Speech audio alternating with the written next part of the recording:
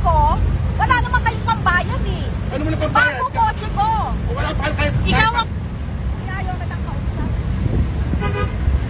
Luma kotse mo. Gago. Ano pa nga? Anong luma? Ano pa nga ang atribido eh. Wala akong pakialam kahit... Matuloy na tumakbo. Kasi nagpapalag lang kung hinahabol ko ang nanay ko eh. Ikaw ang nag-ano eh. Bilangga kami, tas sabay tinakbuhan kami Handbrake ako nito. kanina. Ha? Ako nga kung may gasgas ang kotse mo, ako ang atribido. Pero bilangga mo kami, tinakbuhan mo kami. Ba't ka tumigil? Nagmamadali lang ako kasi kahit ako makipag-ano sa'yo, wala ka namang pambayad. Ano mo na pambayad? Tato ka ba? Ano mo ah? Yabang mo ah.